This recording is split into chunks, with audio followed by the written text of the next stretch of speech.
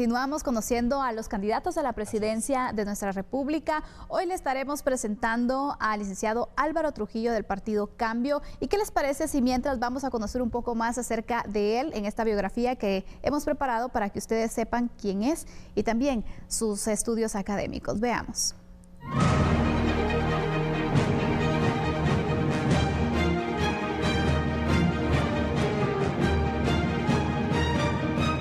Álvaro Trujillo Valdizón es docente universitario de la Universidad de San Carlos de Guatemala. Posee maestría en Derecho Tributario y en Finanzas. Fue miembro de la Junta Monetaria de Guatemala y primer vicepresidente del Instituto Guatemalteco de Seguridad Social, ICS.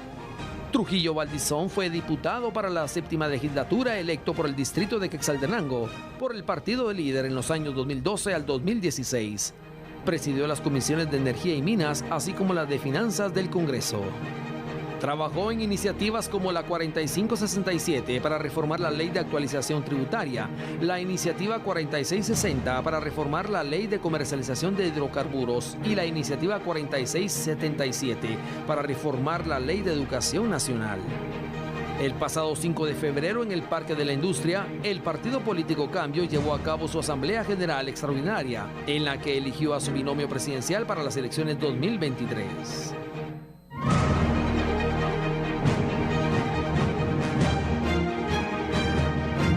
Muy bien, licenciado Álvaro Trujillo, candidato presidencial del Partido Cambio. Sea usted bienvenido a este set de A la Medida y en el Foro Electoral. Buenas noches. Muchas gracias, Cindy. Muchas gracias, Fernando, por la oportunidad. Me siento muy contento, muy feliz de poder estar aquí con ustedes y dirigirme a toda la teleaudiencia, que realmente es un programa tan bonito, tan hermoso, que viene a dar pues una información muy importante a quienes pretendemos llegar a la presidencia de la República y por fe, con el Partido Cambio lograremos esa victoria y podemos llevar ese bienestar y ese desarrollo a todas nuestras comunidades, nuestros departamentos y a todo un país que tanto lo necesita. Excelente, bienvenido. Vamos conociendo entonces sus propuestas, que es lo que la población necesita saber.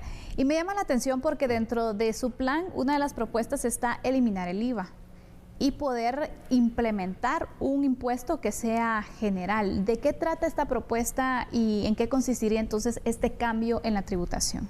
Bueno, déjeme contarles, Sandy, que nosotros lo que estamos pretendiendo en primera instancia es simplificar la carga tributaria, llevarla a un flat tax, a un 7, 8%, pero que sea totalmente directo. ¿Y por qué directo? Porque hoy por hoy el sistema tributario nacional o la carga tributaria pues es demasiado grande y obviamente están pagando pues los mismos de siempre y no abren el espacio o no abren a más contribuyentes para que estos puedan también tributar de forma igualitaria. Nosotros lo que queremos hacer es simplificarla de un impuesto único, pero que paguemos todos y que todos estemos abarcados dentro del mismo, o que la base impositiva llegue hasta todos los que realizan actividades mercantiles y por supuesto agropecuarias. Lo otro muy importante, perdón, Fernando, lo otro muy importante tomar en cuenta que cuando hablamos de impuestos, primeramente tenemos que hablar de confianza. Claro. La confianza Totalmente. Que se tiene en la población con sus gobernantes y que obviamente el gobierno de Guatemala utilice los recursos de los guatemaltecos de forma eficiente y que vaya directamente donde más se necesita. Motivar al contribuyente. Ese es un punto muy importante. Elemental. Si usted habla de una propuesta de un flat tax que oscile entre el 7 y el 8%, ¿qué sucedería con ese financiamiento al Estado? Porque obviamente se reduce la cantidad que hoy tenemos en cuanto a la tributación que se le otorga al Estado. ¿Cómo sería este esquema? No se reduce, simple y sencillamente, como hoy pagamos los mismos de siempre, lo que se va a hacer es ampliar la base tributaria, que más personas estén dentro del mismo y obviamente hacer una carga tributaria igualitaria y que se pague de forma directa. Usted llega, compra un café, paga el 7% y eso va directo al fisco con carácter definitivo. ¿Qué significa esto? Que no hay posibilidad de acreditamiento alguno. Y esto es una totalmente cadena que obviamente pues usted va y pues compra sus productos y estos pues da la posibilidad de simplificar la forma como poder tributar. Y lo segundo, pues obviamente el Estado recibe directamente esos recursos que tanto se necesitan. Obviamente hay que hacer un Estado livianito, que se necesite realmente para poder funcionar. Hoy tenemos 14 ministerios, 15 secretarías, hay que revisarlas, hay que ver cuál es su funcionamiento, cuáles son sus objetivos y poder determinar su funcionamiento y así pues poder determinar también pues cuáles son los nuevos objetivos que cada uno va a tener. En este fin de poder simplificar el tema de la tributación, sabemos que actualmente hay personas que no pagan el IVA o que lo reducen incluso el costo. ¿Esto no podría venir a incrementar incluso el precio de los productos al decir, bueno, como ya va incluido, la tengo que aumentar porque si no, lo que evitaba yo de pagar del IVA, pues no va a pasar? ¿Podría caer en este juego? ¿Lo han considerado? Regularmente, en este momento, pues obviamente todos los precios ya tenían incluido el impuesto, que es el valor agregado. Claro. Pero nosotros, al eliminar esto, eliminaríamos el impuesto sobre la renta y el IVA a la par. Nos queríamos con un impuesto único. Y ese impuesto único, pues obviamente es un impuesto barato, fácil de poder fiscalizar, fácil de poder pagar, simplificamos el sistema tributario y todo el mundo tendrá que integrarse. Ahora, cuando tocamos este tipo de esquemas, hay que hacer ver que los poderes locales, las municipalidades, se tengan que involucrar. Claro. ¿Por qué? Porque ellos son los principales entes que provocan un desorden en el tema tributario. Los mercados. ¿Qué es lo que importa en los mercados? Vender los famosos pisos de plaza. Y lo demás no importa. Y ahora que usted menciona los mercados, interesante cómo podemos amarrar el tema del alto costo de la vida. ¿Qué dice el guatemalteco y la guatemalteca de a pie? Ya no me alcanza. Claro. La pregunta puntual es, ¿cómo piensa usted bajar el alto costo de vida que tienen hoy los guatemaltecos, que tenemos los guatemaltecos? Sí, tomando el tema tributario, ahí empezamos a abaratar los precios. Sí, porque hoy ya no es el 12% más el 25% del impuesto sobre la renta. Hoy estamos bajando los impuestos. ¿Y qué hacemos con esto? Bajamos el valor de la canasta básica. 2, hay que abrir los mercados. Si abrimos los mercados, tenemos acceso a mejores productos o productos de calidad y obviamente con mejores precios. Lo que sucede con los medicamentos. Los medicamentos, si tú quieres bajarlos de precio, tienes que abrir el mercado. Yo recuerdo que cuando llegué al Instituto Guatemalteco de Seguridad Social como primer vicepresidente, solo habían cuatro oferentes de medicamentos, solo 4. Y esos 4 vendían los 1.200 millones de quetzales que el ICS obviamente compraba de medicamentos. ¿Qué sucedió? Contratamos a UNOPS, que es Naciones Unidas, y llegamos a tener 480 en solamente 6 meses oferentes de medicamentos. El primer año nos ahorramos más de 1.500 millones de quetzales. ¿Por qué? Porque compramos producto de calidad, más barato, y eso sirvió para que hoy el ICS esté construyendo 7 hospitales en todo el país. Eso es muy importante y el hospital de Quetzaltenango fue terminado y hoy por hoy es el más eficiente o uno de los más eficientes del país y es el más moderno de toda Latinoamérica. Pero ¿qué hay que hacer? Tener la voluntad de poder abrir los mercados para que entren los productos y claramente está. Hay que controlar qué tipo de medicamentos está entrando al país, pero con mejores precios. Hablando de medicamentos, pero en el tema realmente de los productos de la canasta básica, que es lo que más afecta al guatemalteco y a guatemalteca, ¿qué se haría puntualmente para bajar ese costo? Mire, cuando se abre un mercado, entran mejores precios. ¿Sí? ¿Por qué? Porque usted también tiene que observar que los impuestos que está ingresando, con el famoso DAI, usted los está bajando. ¿Qué es el DAI? Son los impuestos arancelarios a la importación. ¿Qué pasa con esto? Hay que bajarlos. Al tener ya un impuesto único, ya puedes manejarlo de diferente forma. Los impuestos, aunque ustedes no lo crean, genera confianza, genera libertad y genera importación directa. Esto va a ayudar a que los guatemaltecos tengan, pues obviamente, mejores accesos, diversidad de productos y al haber más oferta que demanda, obviamente los productos van a poder bajar. Yo ¿Necesitaría una ley de competitividad en este sentido? Que ha sido un tema que se ha discutido, pero no se aprueba. Claro, porque a alguien le interesa que no pase. Interesante. También aunado a esto, el alto costo de la vida, sabemos que el tema de los salarios no van a ese mismo ritmo. Claro. Y ese es uno de los puntos de queja de mucha población porque no alcanza, pero los salarios siguen iguales. ¿Hay alguna propuesta que usted tenga para mejorar el salario de todos los trabajadores? Mire, vamos a hacer una nueva medición con el salario con los precios de la canasta básica y en cuanto al valor de la canasta básica se puede determinar el nuevo incremento salarial. Porque hoy por hoy andamos por los 4.800 quetzales, que es lo que cuesta la canasta básica.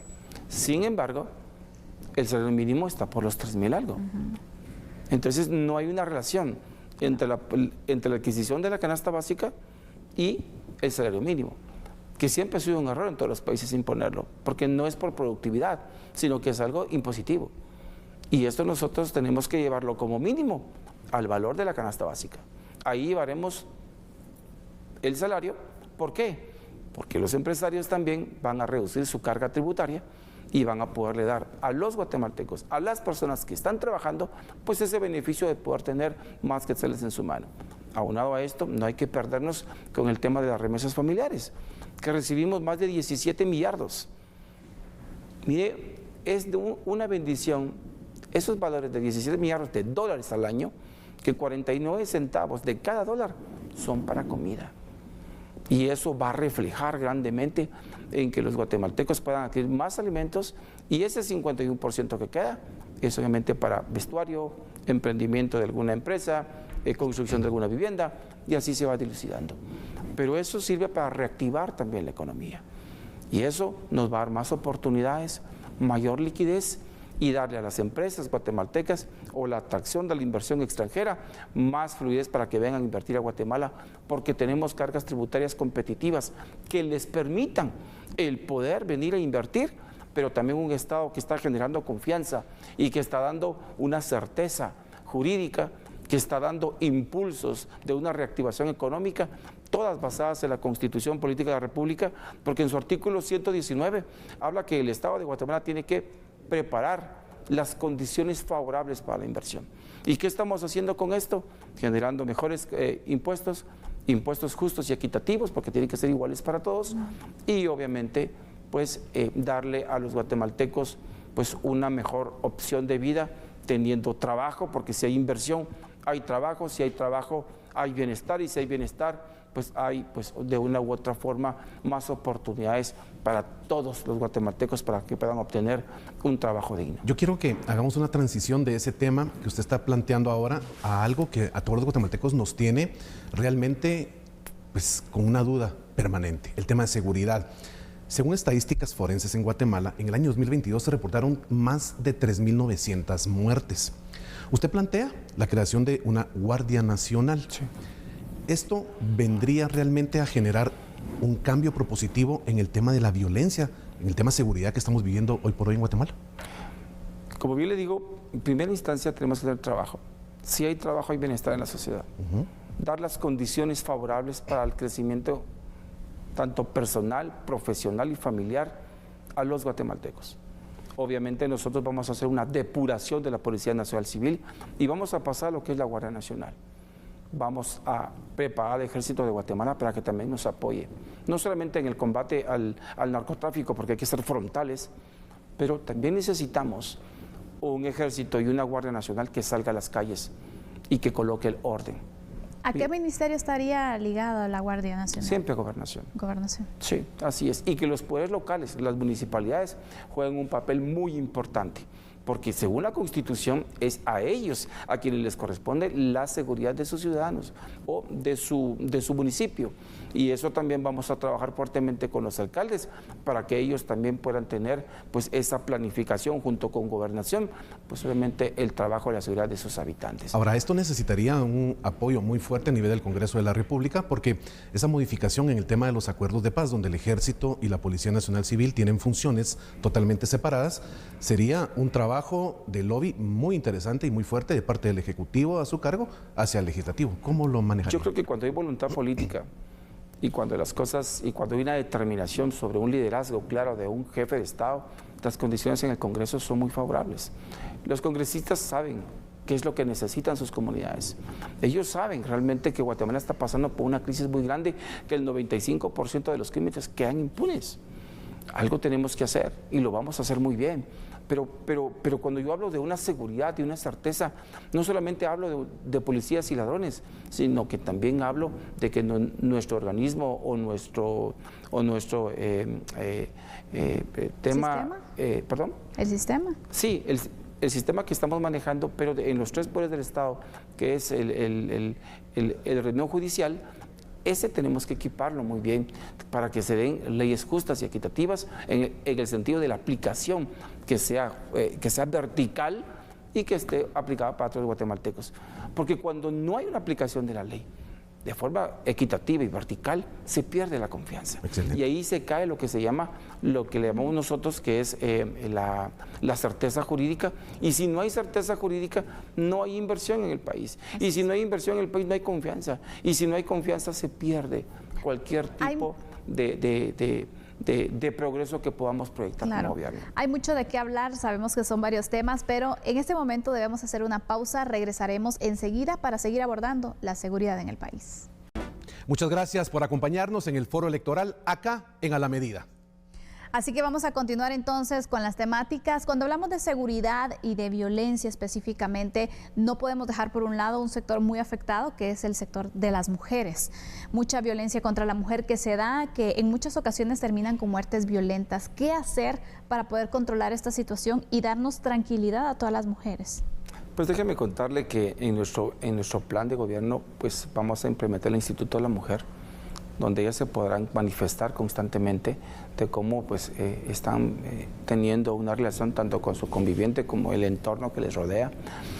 Ese instituto que sea básicamente como un tema preventivo, que tenga pues, una asistencia especializada para las mujeres que necesiten tener algún tipo de asistencia psicológica o simple sencillamente pues, tener algún tipo de capacitación y poder estar al tanto de este instituto de cómo se está llevando la justicia, de cómo está todo el sistema de seguridad para cada una de las mujeres. Creo que Guatemala ya ha ido perdiendo muchísimo, y gracias a Dios, el sistema machista. Hoy por hoy, pues las mujeres, es bien interesante verlas en cualquier ámbito de la sociedad, profesionales, mujeres pues, que de una u otra forma están aportando ese grano de arena importantísimo para el crecimiento económico del país, y hay que seguir coadyuvando, seguir dando ese respaldo para que cada una de ellas pues, siga creciendo en el ámbito que más les parezca. Quiero decirle que nosotros en el tema mujer, pues aquellas mujeres que estén, no tengan una pareja y que tengan un hijo y que ese niño, 1 o 2 niños, y que ella esté llevándolos a la escuela, nosotros como gobierno daremos asistencia para que ellas no se sientan solas y se sientan protegidas. ¿Qué tipo de asistencia? Una asistencia económica de 500 quetzales por niño para que ellas puedan llevarlas a la escuela y tener pues de una u otra forma una entrada que les garantice el poder tener pues un hogar, porque se convierten en padres y madres a la vez. Y eso hay que garantizar. Cuando usted, licenciado, plantea el tema de la familia, la mamá, los niños, hay hoy por hoy uno de los elementos que más afecta a los niños, sobre todo y adolescentes, y son las maras. Las maras hoy por hoy son las responsables de la cantidad exagerada de muertes que estamos teniendo en el departamento de Guatemala y en municipios como Villanueva, Villacanales, Misco, que son lacerados por estos indicadores. Yo quisiera preguntarle que me defina para usted qué es una mara. ¿Realmente estamos hablando de una organización delictiva juvenil o más bien es crimen organizado para usted? Cuénteme. Mire, es más que todo crimen organizado. ¿Por qué lo digo de esta forma? Mire, esas son una de las consecuencias de las drogas en Guatemala. Las drogas en Guatemala te generan este tipo de fenómenos sociales que lo único que llevan es tristeza, muerte y enlutar a las familias guatemaltecas. Pero ¿qué hay que hacer? Darle la oportunidad a esta sociedad para que se puedan reintegrar a la vida social, a la vida económica. Un Estado que esté totalmente funcionando y que obviamente esté atendiendo a su juventud guatemalteca. Pero ¿qué es lo que sucede? El Estado se olvida de la juventud. El Estado pareciera que solo le interesan ciertos puntos y se olvida realmente que los jóvenes necesitan una asistencia, necesitan una oportunidad, porque hasta para poder entrar a la universidad son tan altas las cuotas cuando es una universidad privada que la desatienden. Nosotros en nuestro plan de gobierno estamos pretendiendo dar becas estudiantiles e incluso poder dar préstamos de todas aquellas personas que tengan más de 35 años hacia arriba por 30 años. ¿Para qué? Para que ellos vayan a la universidad, pero un préstamo que no se les va a dar a ellos, sino que se les va a pagar a la universidad y ellos van a quedar pues, con un préstamo a 0% de interés por 30 años. ¿Qué es lo que estamos buscando? Que el estudiante tenga posibilidades de poder graduarse de una carrera universitaria y poderle aportar a este sistema económico que tanto lo necesita. Pero en ocasiones, licenciado, los jóvenes se involucran también en las pandillas porque a nivel familiar tampoco tienen esa responsabilidad o ese sentimiento, entonces se refugian pensando que también es su familia y una pandilla se convierte en eso, en la familia para ellos. Recuerden que eso es parte de la falta de oportunidad que un Estado le da a las mismas familias. La desintegración familiar son uno de los puntos muy importantes, que los niños o los jóvenes se quedan totalmente pues, en el aire. Claro. Y nosotros creo que tenemos que dar una asistencia muy importante porque recuérdese que el núcleo de cualquier sociedad es la familia. Y una familia unida pues es una familia que está siempre al cuidado de sus integrantes y que si hay un Estado que está generando condiciones favorables para el trabajo, para poder estudiar o educarse, eso le aseguro que va a ser muy difícil. El caso de El Salvador, creo yo, entra muy bien para poder analizarlo y compaginarlo con lo que está planteando, me parece muy interesante. El Salvador genera ese régimen de excepción que se ha prorrogado casi ya por 10 ocasiones. Sí. Pregunta puntual, ¿usted implementaría algo como lo que se hizo en El Salvador acá en Guatemala? ¿Sería posible, sí o no? ¿Por qué? Es funcional, pero también hay que hacer ver qué está haciendo El Salvador para poderle generar a los salvadoreños pues obviamente condiciones favorables para que no vuelvan a brotar 500 más. Si él detuvo 500 y los tiene en una cárcel, habría que ver si El Salvador está generando las condiciones económicas, las condiciones sociales para que no broten 500 más de afuera y tenga que volverlos a encerrar. La clave no es encerrar a la gente, la clave no es condenar a la gente, la clave es generar condiciones favorables para poder tener una vida digna, como bien lo dice el artículo 2 de la Constitución, que son 6 puntos importantes, que habla entre la libre locomoción, libertad de expresión, la seguridad, que una seguridad que no solo es de policías y ladrones, sino que es de certeza jurídica para poder aplicar la ley de forma equitativa y vertical, sino que también hay que darle al pueblo de Guatemala pues esa oportunidad.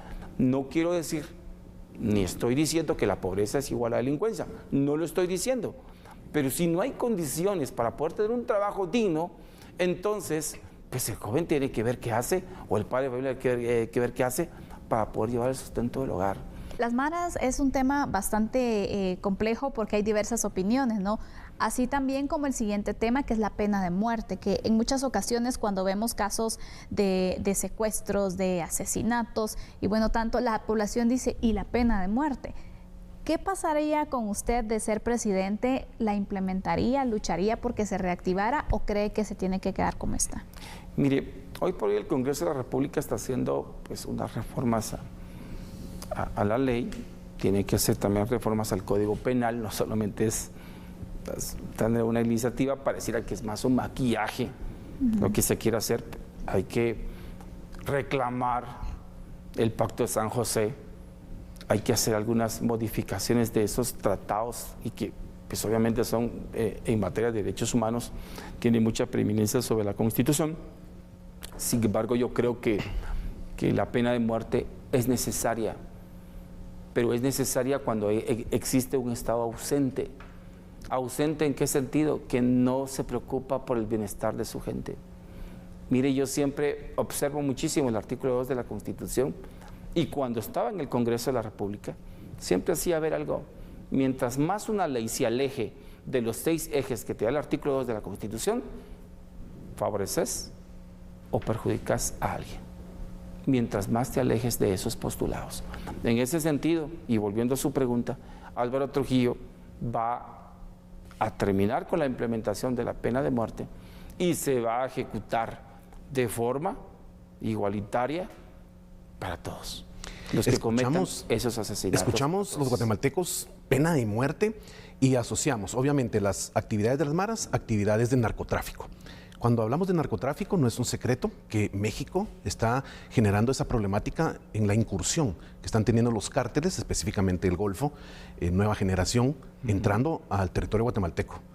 ¿Cómo plantea usted evitar esa mexicanización del territorio guatemalteco con estas actividades ilícitas del narcotráfico? Mire, en primera instancia, el Ejército de Guatemala ha perdido muchísimo en cuidar el territorio nacional, porque para eso está, para cuidar las fronteras, ¿verdad? Al Ejército de Guatemala tenemos que darle un equipamiento, tenemos que darles una mejor inducción y pedirle apoyo a nuestros países amigos, principalmente a nuestro principal socio comercial, que es Estados Unidos, para que nos venga a apoyar y nos venga a dar esa asistencia que tanto se necesita. Porque no se trata de que vengan extranjeros a querer invadir nuestras tierras para poder hacer sus actividades ilícitas. No solamente es eso, sino que se están haciendo actividades ilícitas a la penumbra o al descuido o al desinterés de un Estado que ha perdido el interés de poder expulsar este tipo de actividades que también nos traen consecuencias, claro, porque hay una parte de esa droga que se queda en Guatemala. Y ahora producimos también. Claro, y eso ¿qué me genera a mí? Problemas serios, porque se me generan las maras, se me generan diferentes cuerpos paralelos, que obviamente lo único que traen es generar más incertidumbre y obviamente pues menos confianza también en el sector productivo, porque no se tienen las condiciones favorables para la inversión. Yo quiero regresar a ese punto, pero sí vamos a trabajar fuertemente en ese flagelo que son el narcotráfico. Vamos a equipar a nuestro Ejército Nacional y vamos a expulsarlos, pero hay que hacer un combate frontal al narcotráfico y obviamente pues dar y deducir responsabilidades a quienes estén involucradas en esas actividades ilícitas. Definitivamente el narcotráfico es un tema que permitiría acotarlo y agotarlo en más tiempo. Sin embargo, es tiempo de hacer ahora mismo una pausa comercial acá en Foro Electoral en A la Medida. La invitación es cordial, por favor, no nos cambie. Ya volvemos de inmediato. Gracias por continuar con nosotros. Bueno, seguimos abordando las temáticas en esta entrevista en Foro Electoral. Licenciada Trujillo, hablemos del tema de salud. Usted en su plan de trabajo pues está proponiendo la construcción de hospitales para mejorar la situación hospitalaria. ¿Cuántos construiría y cuál es el plan que tiene específico? Bueno, nosotros en el Plan Nacional del Cambio somos un partido, déjeme decir, un partido muy joven, un partido que tiene pues en los 22 departamentos nuestra estructura y hemos recogido las principales necesidades que la gente nos ha pedido que se propongan en nuestro plan nacional.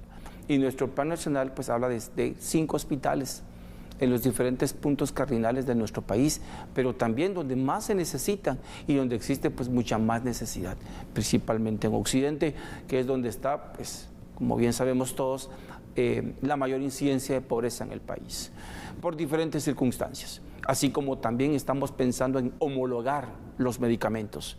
¿Qué significa esto? Que cualquier medicamento en cualquier parte del mundo que esté autorizado para poderse comercializar dentro del mismo, podrá hacerlo también en Guatemala sin mayor trámite. ¿Esto qué nos va a permitir? Tener medicamentos de calidad, mejores precios y con la eliminación del IVA y de cualquier otro impuesto que sería nuestro impuesto flat tax, que también lo eliminaríamos, los medicamentos van a tener pues de una u otra forma pues más va a ser más barato y los guatemaltecos pues van a tener mayor acceso. Por otro lado, todas aquellas recetas médicas que los guatemaltecos puedan obtener de los hospitales nacionales en cualquier farmacia estatal o privada, la van a poder obtener gratuitamente siempre y cuando sea una receta autorizada por cualquier hospital nacional de nuestra nación. Pero ¿qué ha pasado hoy por hoy con el sistema de salud? En primera instancia lo han colapsado. Lo han colapsado porque pareciera que todo es un negocio.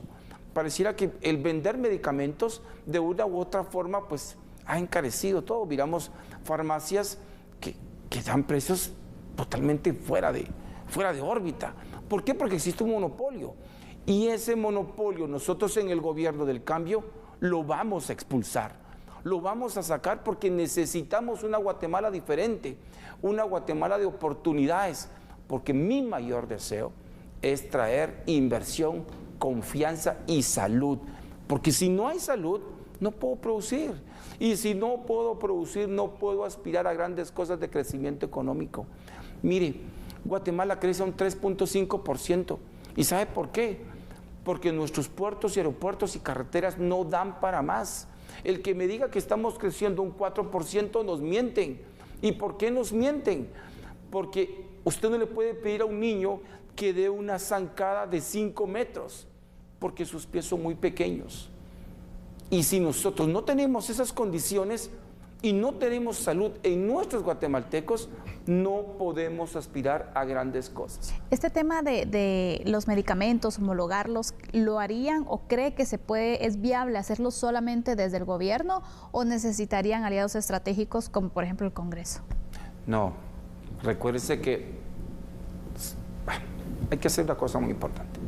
En el 2000 un presidente abrió los mercados, pero no lo hizo vía Congreso, lo hizo por acuerdos gubernativos.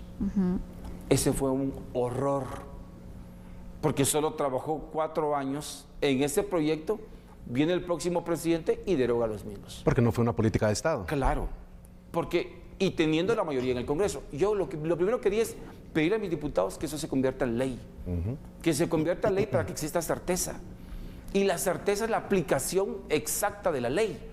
Por eso tenemos que trabajar con un Congreso de la República tomados de la mano y por eso necesito el apoyo, el voto de nuestra gente, de la gente del cambio, el que quede cosas diferentes para el país, para poder cambiarlo de tajo y de fondo.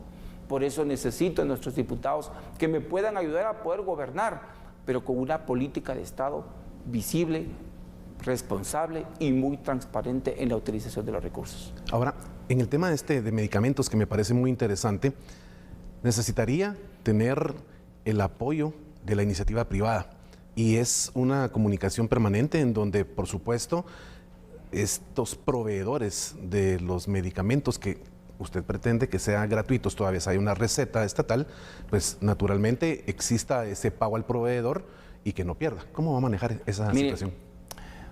Hay que hacer algo muy importante. Los estados no generan pobreza. Hay que empezar por ahí. Tienes que incentivar a tu iniciativa privada para que exista inversión. Si hay inversión, hay empleo. Y en el tema de nuestros empresarios farmacéuticos, pues tenemos que tener, pues obviamente si todo está en ley, claro, hay garantía que se les va a hacer los pagos eficientes, oportunos, en los momentos o tiempos establecidos por la misma ley. Porque la norma es clara, no tiene sentimientos y hay que cumplirla como tal. Y cuando existe una norma que tiene esos elementos importantes, pues obviamente el empresariado se siente en confianza. Claro. Se siente tranquilo que sus capitales no solamente están bien protegidos, sino que van a germinar. A eso quiero llegar. El Estado genera la certeza, claro, jurídica y esto pues abre la oportunidad de la inversión. Totalmente. Mire, hoy hemos dejado la seguridad a la iniciativa privada, la educación a la iniciativa privada, la salud a la iniciativa privada. Entonces, ¿qué está haciendo el Estado de Guatemala? No hace accesible los servicios. Pues nada, nada. Simple y sencillamente ha dado un paso al costado y le ha dejado de importar las cosas importantes. Usted llega al hospital, cualquier hospital del país, en los pasillos se atienden a las personas, porque ya no tienen capacidad, ya no hay medicamentos. Los pacientes tienen que ir a comprar sus medicamentos a las farmacias, pero eso sí, les dicen a qué farmacia ir. En la receta les tiene que ir a la farmacia tal. Eso también es corrupción. Y a la larga también cree que por esta situación sabemos que, por ejemplo, los contratos, las licitaciones por medicamentos son muy codiciados. El tema de la competitividad, que lo hablábamos también, la ley es un tema que no interesa en el Congreso. Usted que estuvo ahí se ha dado cuenta que también se manejan muchas fuerzas. ¿Cómo poder avanzar en un plan cuando se va a encontrar con este tipo de retos? Los pesos y contrapesos en el Congreso son esenciales, porque no todos pueden estar de acuerdo en una iniciativa y eso es muy sano. Claro. Por eso estamos en una democracia. Pero también hay que entender lo que el guatemalteco necesita. Y ningún diputado va a ir en contra del bienestar de los guatemaltecos o va a legislar en contra de la gente. No se puede. Por eso hay que presentar propuestas serias, propuestas de proyección social, propuestas de un crecimiento económico y obviamente una propuesta que los guatemaltecos puedan tener ese acceso a la salud de una forma gratuita como lo indica la misma Constitución Política de la República. O sea, hay que garantizarla, pero eso solamente lo vas a hacer con una ley de competitividad, abriendo el mercado y generando condiciones de certeza y favorables. Con eso vamos a tener un mejor Estado, vamos a tener una población sana y vamos a tener una iniciativa privada que va a invertir en los guatemaltecos porque cree en su capacidad y crecimiento. Y yo le aseguro que si trabajamos en puertos y aeropuertos y echamos a andar el tren de carga, vamos a sacar a muchos de esos vehículos pesados de la carretera que tanto han enlutado a los guatemaltecos, pero que también con salud vamos a poder echar a andar los grandes proyectos económicos y de Estado. Licenciado, usted plantea algo muy interesante y es una población sana. Pero no puede tener Guatemala una población sana si seguimos con el flagelo de la desnutrición crónica. ¿Qué opina usted de este tema? ¿Cómo usted propone que lo que ha retrasado el avance de nuestra Guatemala por décadas, que es la desnutrición crónica, pueda ser realmente combatida como se debe? Mire, hay varias propuestas, no solamente de una probolsa para las personas de escasos recursos, porque aquí es solo un estudio socioeconómico, por sector, por familia, sino que también tenemos que hacer muy efectivo el trabajo del Ministerio de Salud Pública y Asistencia Social. Ese Ministerio de Asistencia Alimenticia y Nutricional tiene que funcionar y tiene que estar en los 4 puntos cardinales del país. No importa en qué punto de tu país te encuentres, pero si estás en el territorio nacional, debe ser una obligación directa de estas instituciones de ir a ver a cada uno de los guatemaltecos, no importando en qué aldea se encuentre. Pero eso es una voluntad que hay que hacer. Hay que llegar a cada uno de ellos, porque es muy triste cuando miras un niño que está en una desnutrición bastante fuerte o crónica y el Estado indiferente con el dolor de la gente. Eso no puede suceder. No puedes llegar a esas condiciones de nutrición en los años modernos, entre comillas, que vivimos en Guatemala y el mundo. Ya no es posible. Por eso necesitamos llegar a cada uno de ellos, pero con firmeza. Tenemos que llegar a cada uno de ellos con una ley y con una propuesta de trabajo bien clara. Le aseguro que cuando hay voluntad política, y en mi gobierno de Álvaro Trujillo Valdizón, y en el gobierno del cambio, vamos a lograr que nuestra Guatemala despegue de los índices de analfabetismo y desnutrición que se tienen. ¿Por qué? Porque vamos a trabajar de la mano de la desnutrición, también la educación. Vamos a ir a la par, a esos estudiantes, a esos niños que trabajan en las calles. No sé si cuando usted pasa en un semáforo y mira a unos niños pidiendo dinero, yo veo a mis hijos reflejados ahí.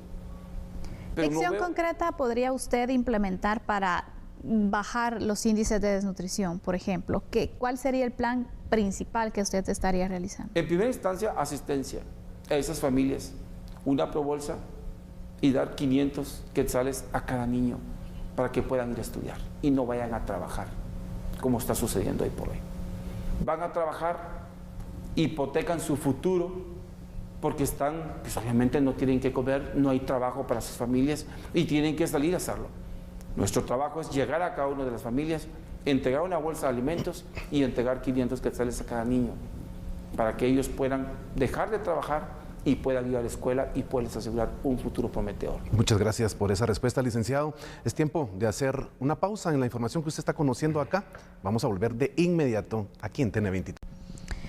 La educación es uno de los temas que nos interesa conocer para ver qué propuestas se tiene para mejorar la calidad educativa, la situación de las escuelas, así que vamos a entrar de lleno entonces con ese tema con el candidato a la presidencia por el partido Cambio, el licenciado Álvaro Trujillo.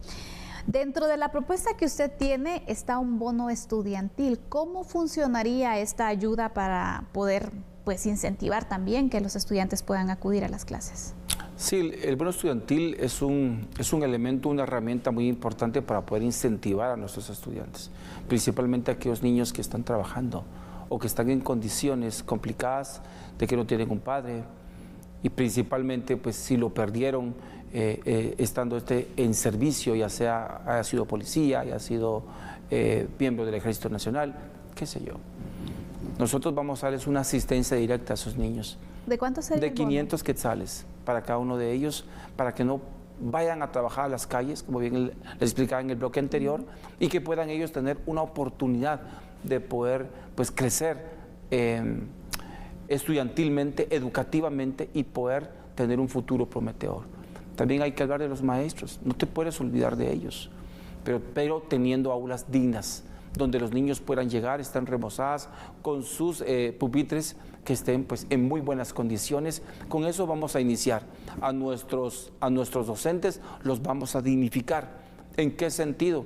Que vamos a generar una currícula también para ellos, que entre más estudios tengan, así también van a poder ir escalando y poder teniendo una mejora en su salario. La currícula estudiantil la vamos a estar revisando constantemente, ya que pues hoy por hoy pues ya tenemos algunos años que no se hace una modernización efectiva de la currícula, y eso nosotros lo vamos a garantizar. ¿Cómo lo vamos a garantizar en el gobierno del cambio? Pues obviamente pues vamos a darles estudios comparativos con otros países que son de primer mundo o que tienen una perspectiva o visión de desarrollo avanzada que nos permita a nosotros también el poder tener una comparación y poderlo aplicar a nuestro país, pero con tecnología. Nosotros vamos a darle a los niños mucha tecnología, mucho internet, sus tablets para que ellos se puedan ir integrando lo que es el internet, porque si no manejan el internet, pues obviamente tienen un cierto grado de analfabetismo en el sistema de la tecnología. Hoy todo es internet, hoy todos son equipos inteligentes que a nuestros niños nosotros también se los vamos a dotar, y vamos a eliminar cualquier tipo de impuesto que a estos niños o a estos jóvenes que vayan a adquirir este tipo de herramientas, ya sea tablets, ya sea computadoras, para que puedan tener acceso a una educación más rápida y expedita. Licenciado Trujillo, cuando usted habla de los maestros, dignificar los niños dentro de las escuelas, cuesta realmente llegar a las escuelas porque tenemos carreteras que están literalmente deshechas, en donde los accidentes de tránsito, en donde la pérdida de vidas, realmente la carencia de una infraestructura vial en Guatemala es un problema permanente y que no hay variación. ¿Cuál es su propuesta con el tema de esta infraestructura vial? En el tema de carreteras, como bien les explicaba, puertos y aeropuertos, complicadísimos. Miren, no es bueno comparar. No he sido yo partícipe de comparar nuestro país con otros países, pero nuestro principal socio comercial, que es Estados Unidos, se mueve a 90, 80 millas por hora, usted en carretera. Pero aquí en Guatemala te mueves de 35 a 40 kilómetros por hora. Ese es nuestro ¿cómo podemos decirle? Nuestro máximo de poder transitar libremente en carreteras. ¿Y eso qué genera? Un atraso. Por eso les decía, Guatemala está creciendo un 3.5% y no puede aspirar a más, porque no tiene esas condiciones. Hay niños que se mueven hasta 7, 5, 3, 4 kilómetros para llegar a sus escuelas, y no es en carreteras, es Hay en caminos brechas. que no tienen acceso. Es en brechas. Así es. O es a caballo, o cruzando un río. Y ese cruce del río no es un puente, es un árbol que han tirado. Y están pasando encima de esa. Así es. Se generan condiciones eminentemente de mucho riesgo para nuestros niños. Hay que implementar más escuelas, pero estas escuelas deben de estar estratégicamente colocadas para que los niños no tengan mucho recorrido que hacer y que las condiciones sean favorables. Nosotros vamos a construir más de 5,000 kilómetros en carreteras en los 4 años de gobierno. ¿Por qué? Porque nosotros creemos y estamos firmes que si tenemos mejor infraestructura, mejores puertos y aeropuertos y nuestro tren de carga, vamos a generar mejores condiciones de crecimiento, ya no un 3.5%, sino que yo aspiro a un 5, a un 6%. ¿Cómo verificarían ustedes la calidad de esas carreteras? Porque también es otra cosa. Se avanza en la construcción, pero dura muy poco. Hay que hacer una reingeniería al ministerio o al famoso MISIBI. Hay que hacer una reingeniería. Como también yo propongo una reingeniería total al INGUAT. Sí, hay que hacerlo. De adentro hay que hacer una nueva ley donde existan diferentes facultades, pero también muchísimas responsabilidades, porque las carreteras parecen galletas saladas, llenas de hoyos en cualesquiera de los puntos cardinales que usted quiera recorrer, y eso te genera accidentes, y esos accidentes pues, atrasan muchísimo el desarrollo de nuestro país. Mire, hoy cualquier organización te toma carreteras. Hace 2 días salí de Quetzaltenango, de donde resido, y tuve que salir a las 11 de la noche porque las carreteras estaban tomadas, o por lo menos la que comúnmente se toma, que es la carretera pasando por Sololá. Claro. Y esa experiencia de toparse con estos bloqueos normalmente son de guatemaltecos que tienen carencia de oportunidades para desarrollarse profesionalmente y en su familia. Y esto nos lleva al punto de la migración. ¿Cuántos de estos guatemaltecos que están en esos bloqueos realmente han tenido o ya tuvieron la experiencia o tienen el proyecto de migrar hacia Estados Unidos? Vemos ese flujo migratorio que utiliza Guatemala como paso. ¿Cuál sería su propuesta puntual para establecer mecanismos que ya no permitan ese flujo migratorio de guatemaltecos? Ciudades intermedias. Álvaro Trujillo y el Partido Cambio están proponiendo ciudades intermedias. Estas ciudades intermedias lo que van a hacer es, en primera instancia, queremos que el Estado se descentralice. Descentralizamos al Estado y nosotros, entonces esas ciudades intermedias van a poder hacer cualquier tipo de trámite que se hace en la capital directamente, y ya las personas ya no van a venir a este lugar o a esta ciudad porque ya estamos colapsados. Claro.